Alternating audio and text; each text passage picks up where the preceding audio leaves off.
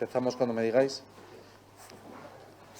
porque además el ministro tiene más agenda, con lo cual voy a intentar ser lo más conciso para darle principalmente la palabra a él. Lo primero, quiero agradecerle de corazón al ministro Escrivá, que esté hoy aquí, que esté en esta jornada de trabajo en el Principado de Asturias y que haya querido tener también una reunión de trabajo conmigo como presidente. También luego, a lo largo del día, bueno, pues compartirá con la propia consejera de Derechos Sociales y Bienestar, con la que hay una comunicación muy fluida y hay proyectos comunes que son de interés para Asturias y que yo quiero poner en valor. Lógicamente, teniendo al ministro Escrivá con nosotros, hay que destacar algunas de las cuestiones que son de interés para nuestra comunidad autónoma. La primera, la reforma de las pensiones, me parece un elemento fundamental en una comunidad como la nuestra. Veníamos de años, como sabemos bien, era una denuncia reiterada y repetida por parte de los pensionistas de esa injusta revalorización de las pensiones, que lo que suponía en realidad era una pérdida de poder adquisitivo. Y gracias a ese gran acuerdo que ha logrado con los agentes sociales, que se ha trasladado también al ámbito político, los pensionistas han ganado. De hecho, están recibiendo estos mismos días esas compensaciones que ajustan para que no se pierda poder adquisitivo. Ya digo que a mí me parece una de las cuestiones fundamentales y, desde el punto de vista de una sociedad como la nuestra, de solidaridad plena, porque además los pensionistas durante periodos anteriores, en cualquier momento, en cualquier situación de crisis, no solo son un factor clave de dinamización económica por ellos, sino también esa especie de retén, de sostén de seguridad, de red de seguridad de sus familias, que yo quiero agradecerles, como decimos en Asturias, ministro, los abuelitos y abuelitas de Asturias, ¿no? Segundo lugar, los ERTES. Miren, yo era alcalde en la anterior crisis, como recuerdan, ya lo he dicho varias veces.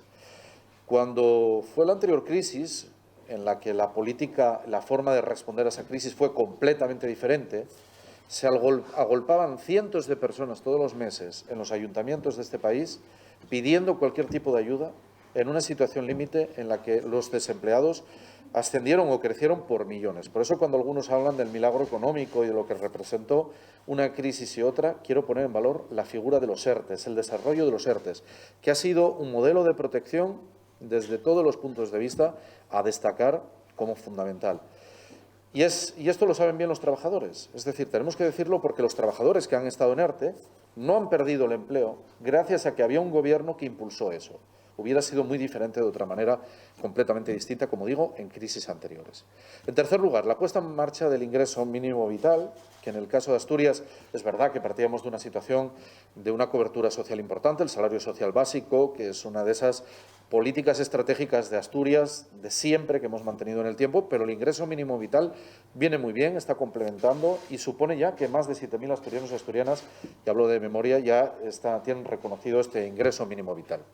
Y en cuarto lugar, quiero hacer un apoyo, porque en estos momentos se está debatiendo, es una de las cuestiones que parece que se están abordando en el ámbito político.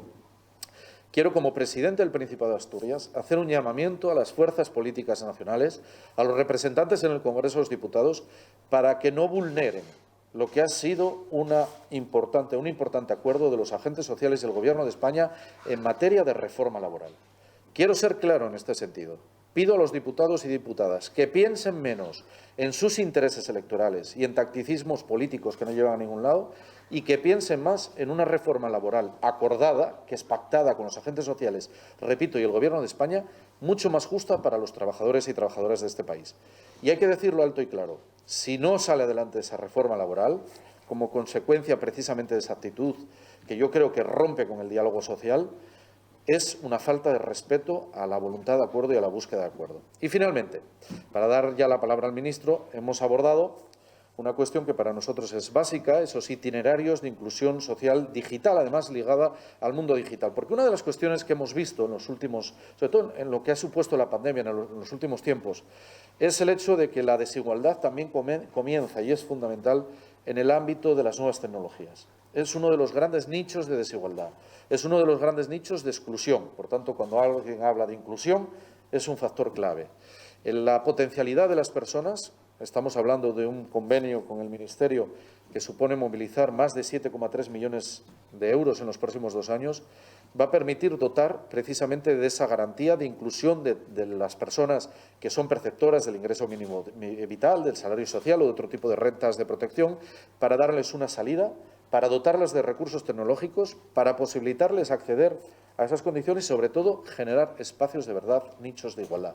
Así que, por mi parte y por parte del Gobierno de Asturias, representado en la consejera de Derechos Sociales y Bienestar, que planteamos este proyecto totalmente novedoso en España, queremos agradecer de corazón al ministro Escrivá, al Gobierno de España, que hayan tenido la voluntad de hacerlo de forma conjunta. Ministro.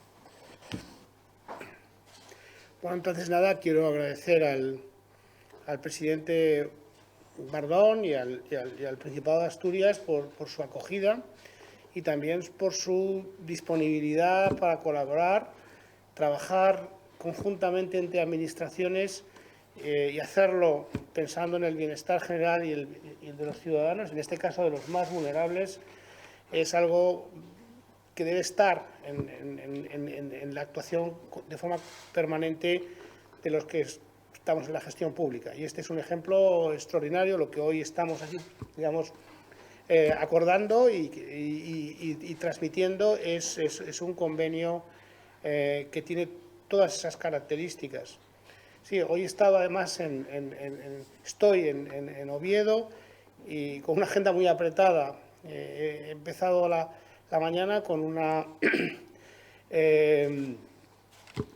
acto y un coloquio con empresarios y directivos de empresas en la APD, que yo creo que ha sido muy fructífero y donde he podido explicar todas esas políticas, la reforma laboral, los ERTEs que hemos ido haciendo durante esta crisis y que efectivamente da como resultado un comportamiento del mercado de trabajo completamente dispar y muchísimo más favorable, abrumadoramente más favorable. En este momento en Asturias hay más empleo ahora que lo que había al principio de la pandemia, hace 2 años, cuando la anterior crisis pues el resultado fue completamente distinto y ahí estamos.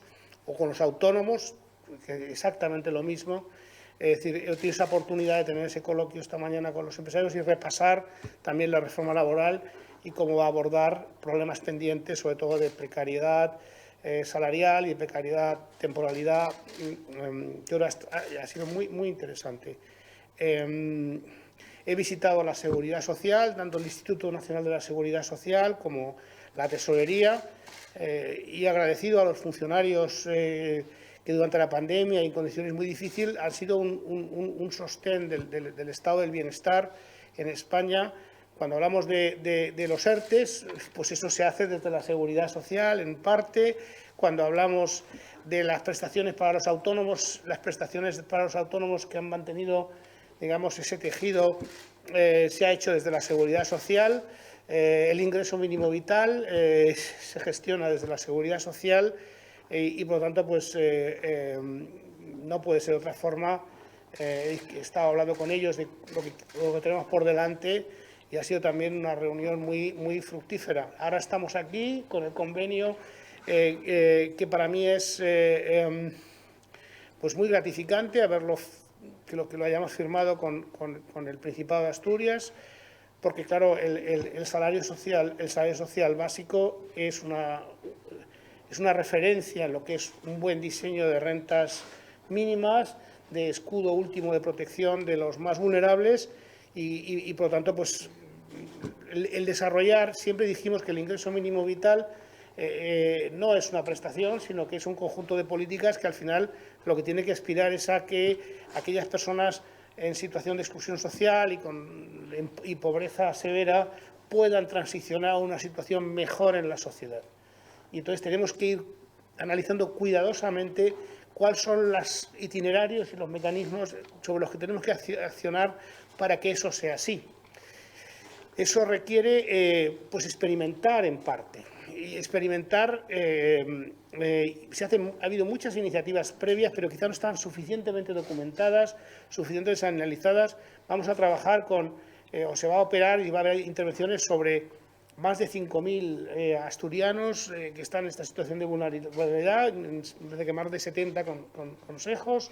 Va a tener una capilaridad extraordinaria, gracias a la capacidad que tiene la consejería y su compromiso, y además lo vamos a hacer de una forma muy novedosa, con procedimientos, digamos, científicos para conseguir que los resultados que obtengamos en términos de integración a partir de incidir sobre esas palancas de capacidades digitales, tanto en términos de hardware, se les va a entregar un iPad a todas estas personas y también van a tener, a través de las capacidades que tiene la consejería y su capilaridad, pues una asistencia técnica, digamos técnica, una capacitación en términos digitales permanente.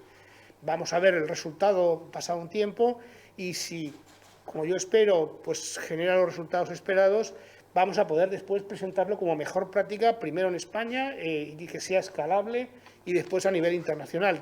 Estos 7 millones, casi 7,5 millones de euros salen del Plan de Recuperación y Resiliencia y desde Europa, desde la Comisión Europea, las instituciones europeas, hay el mayor interés porque estas experimentaciones en política social, en este caso con los más vulnerables, puedan, digamos, ser después extrapolables y que se conviertan en pilotos a partir de los cuales podamos generalizar las políticas. Por lo tanto, la verdad es que para nosotros es muy gratificante trabajar con el Principado y con la Consejería, dado que su experiencia aquí es central y es una referencia en España, claramente, frente a otros programas similares.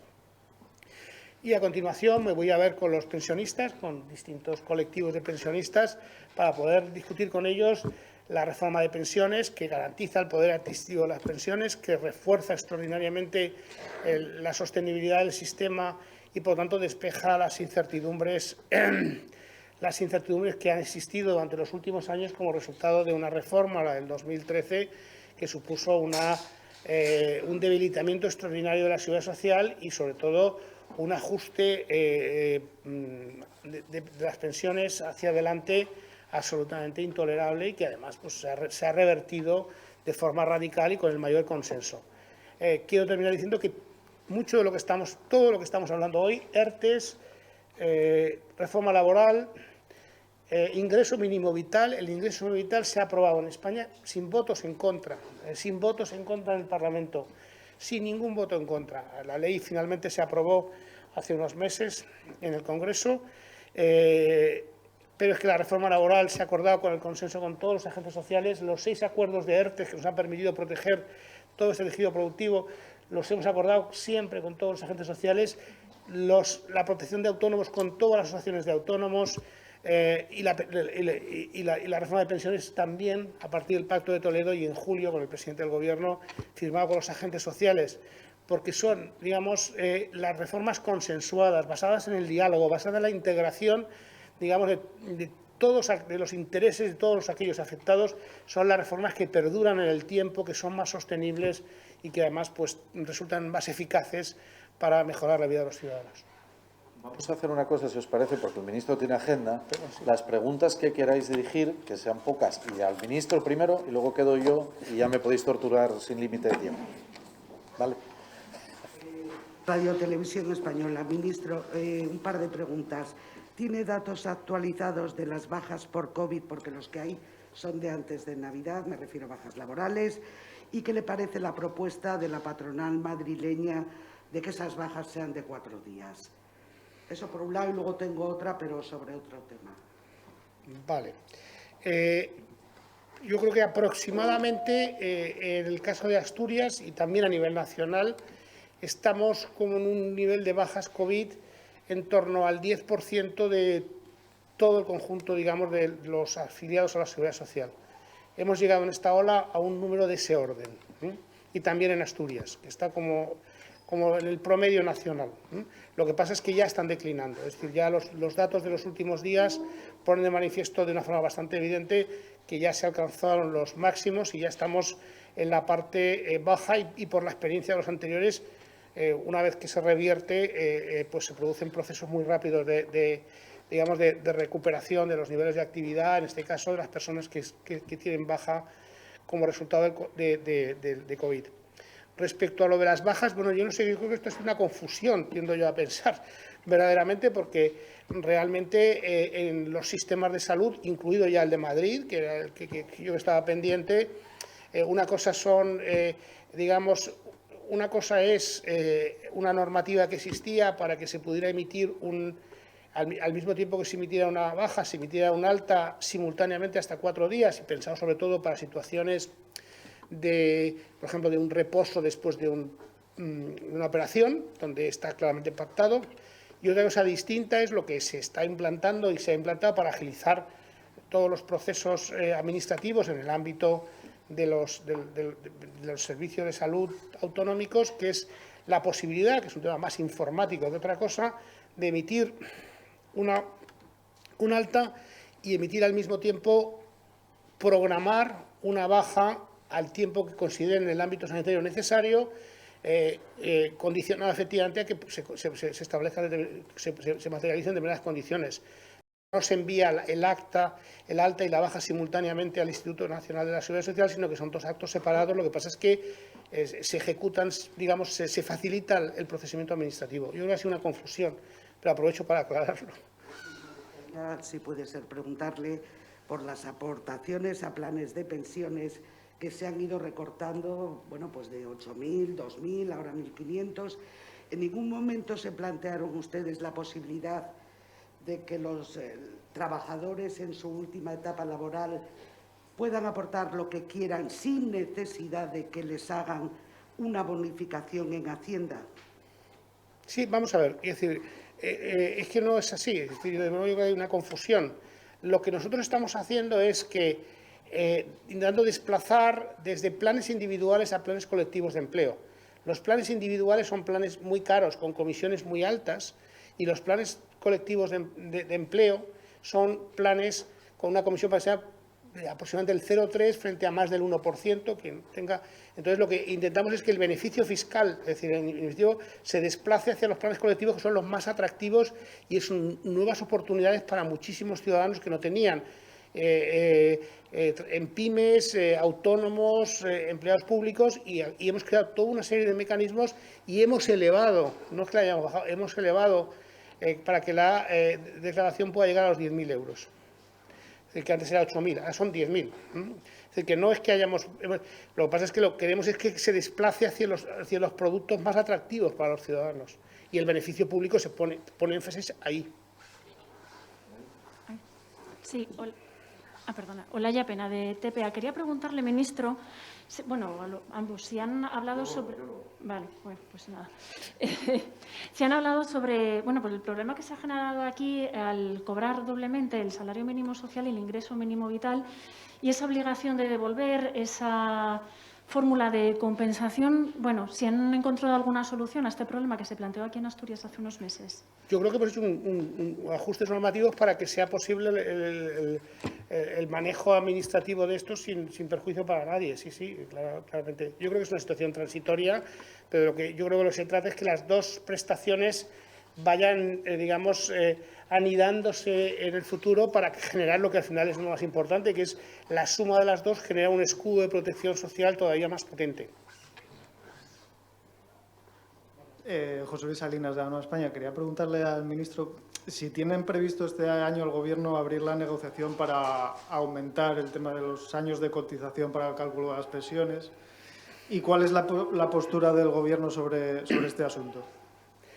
Vamos a ver, lo que hay es una recomendación del Pacto de Toledo, que como saben, mucho de lo que estamos haciendo en pensiones es el resultado de un consenso de los grupos políticos, y hay una recomendación específica que lo que hace es pedirnos que lo que tenemos que hacer fundamentalmente es desarrollar un sistema pensando en las nuevas realidades del mercado de trabajo. Y esas nuevas realidades suponen carreras más volátiles en los últimos años de cotización. Lo que hay que mirar es cómo podemos abordar esa realidad, y esa realidad se puede abordar de distintas fórmulas, por ejemplo, permitiendo que se excluyan los peores años, de cotización. Eso llevaría quizá a ampliar el periodo respecto al actual en esas circunstancias. Podemos trabajar también sobre el tema de las lagunas en las cotizaciones. De lo que se trata es de que el sistema sea más justo y tenga en cuenta esas realidades. Tenemos que, tal como hemos faseado esta reforma, toca, discutirlo con los agentes sociales más avanzados este año. Como siempre, lo discutiremos con ellos, los acordaremos con ellos y después lo llevaremos al Parlamento. ¿Alguna pregunta más al ministro? Lo despedimos entonces al ministro. Bueno, pues nada. Melania, ¿tú vas con ellos, no? La consejera. ¿Vas? Nada. Y ahora ya sigo yo. A disposición. ¿Alguna pregunta que queráis hacerme a mí? Sí. Presidente, ya aprovechando que ya se queda solo.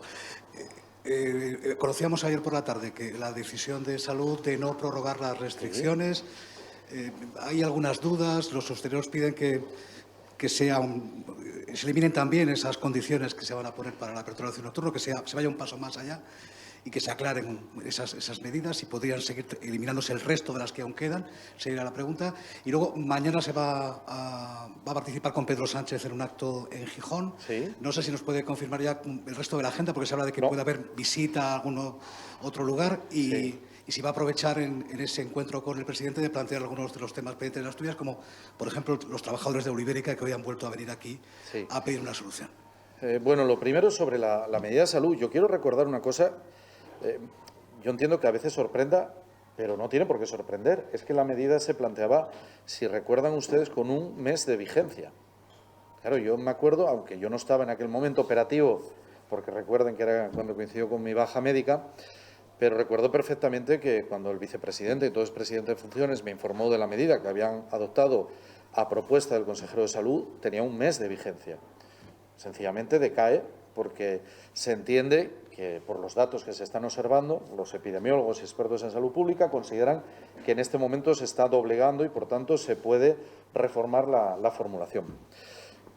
Sobre las medidas concretas que quedan, son las que quedan en el decreto. Es que ya venía establecido en el decreto cómo iba a quedar. El propio decreto establecía, el propio acuerdo del Consejo de Gobierno y del consejero de Salud, establecía cómo quedarían una vez decaídas esas medidas extraordinarias para ese primer mes. O sea, simplemente se aplica. Cualquier reforma, cualquier modificación, en Asturias siempre lo hacemos de la misma manera, escuchando a los expertos. Así lo hemos hecho siempre. Y, por cierto, el pasaporte COVID, que yo sé que ha sido polémico, no solo en Asturias, en todas las comunidades donde se ha implantado, aun a falta de cerrar los datos, el informe que me pasan es que sobre 5.000 personas se habrían vacunado gracias a la aplicación del pasaporte COVID, que, por así decir, motivó a la vacunación de en torno a 5.000 personas. Y esto es muy importante porque quiero resaltar una cosa para que no la olvidemos. 5.000 personas que se hayan vacunado de más significa 5.000 personas que están protegidas también de más frente al coronavirus. Y ahora, con los datos y los estudios científicos, sabemos que una persona que no esté vacunada tiene 18 veces más posibilidades de fallecer por COVID que si está vacunada. Así que esta es una reflexión que nos tenemos que hacer. Y en Asturias siempre, además, estamos en otra fase. Es decir, cuando la gente se pregunta, oiga, ustedes adoptaron otras medidas en noviembre del año pasado. Sí, pero en noviembre del año pasado no había vacuna. No tenemos los índices de vacuna que tenemos ahora. Y lo que sí quiero hacer es una invitación a todas aquellas personas que todavía estén dudando si vacunarse, que lo hagan. Miren, yo estoy a punto ya de recibir la tercera dosis, porque saben que permiten, ahora se actualiza y se da la tercera dosis una vez hayas pasado un mes después la enfermedad. Y lo deseo con todo el alma, porque es una tranquilidad enorme. Y en mi casa, en mi familia, mis amigos, yo conozco mucha gente, como tanta gente en este periodo de tiempo que ha padecido el COVID, que lo sabemos incluso ustedes en los medios de comunicación, muchos de sus compañeros, que lo están pasando leve gracias a la vacuna. Por eso quiero insistir en la importancia de la vacunación, porque es el elemento que nos va a permitir reanimar la economía. Sobre la agenda del presidente del Gobierno, evidentemente eso no me corresponde a mí, corresponde bien a Moncloa, bien al Partido Socialista, a la Comisión Ejecutiva Federal, aunque lógicamente la conozco.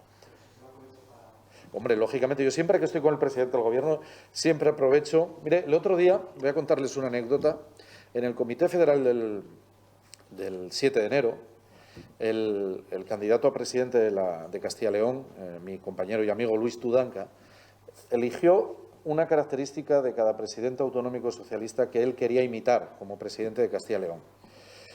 Curiosamente, bueno, eran políticas generalmente concretas. Bueno, pues de mí lo que dijo, que fue una cosa que me llamó la atención, luego, claro, me di cuenta que es una cierta fama que me precede, era la reivindicación constante y la defensa de los intereses de su tierra, como yo defendía los intereses de Asturias. O sea que yo siempre que tengo oportunidad y se me pone a tiro un ministro, como fue hoy el caso, o se me pone a tiro el presidente del Gobierno, les puedo asegurar que siempre defiendo los intereses de Asturias por encima de cualquier otro tema. Y algunos de ellos pues tan sensibles como el que hacía referencia al CUA, ¿no? Sí.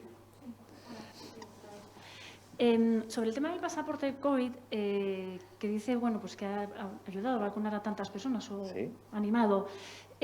Claro, da la sensación que el hecho de que ya no se exija ahora, que se entiende que no ha tenido, o sea, que ha sido un fracaso o algo, porque No. si no, No. se podría pensar que lo lógico es que continuara esa exigencia. Eso por un lado. Y luego quería preguntarle también, bueno, su opinión sobre lo que dice OTEA al respecto de la obligación de cierre de la hostelería a la 1 y la incongruencia que ellos ven con el hecho de que, sin embargo, pueda mantenerse abierto el ocio nocturno hasta mucho más avanzada la madrugada.